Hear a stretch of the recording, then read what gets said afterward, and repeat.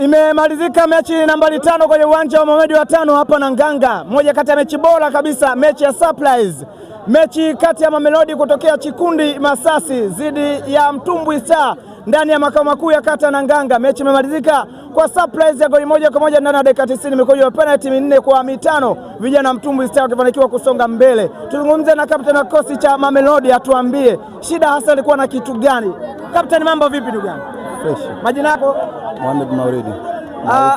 Ndio bana, pole sana, umepata nafasi ya kusimamia timu yako, lakini mmepoteza kwenye mikwaju ya penalty. Timu yenu ilikuwa mzuri sana na wachezaji wazoefu wengi sana wenye profile kubwa, wengine wamecheza mpaka maligi makubwa, kwa maana mpaka mabingwa wa mikoa. Lakini imekuwa tofauti hapa, watu hawaamini hiki ambacho kimetokea. Shida hasa ilikuwa ni kitu gani?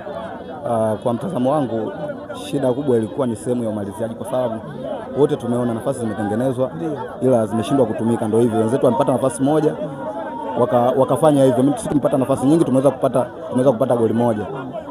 Sasa unawaambiaje sasa mashabiki wa Mamelodi, kwa sababu mmekuwa na timu nzuri na mashabiki wenu hawajawaangusha, wamesapoti sana, wamezunguka sana hapa uwanjani, lakini mmewaangusha. Unawaambiaje sasa kuelekea kwenye mechi zinazofuata huko mbele kwenye mashindano mengine? Na mimi tutajirekebisha kipengele tulichokosea. Shukrani sana, kila la heri. Sawa. Ni kapteni huyo wa kikosi cha Mamelodi ya Chikundi amezungumza hivi.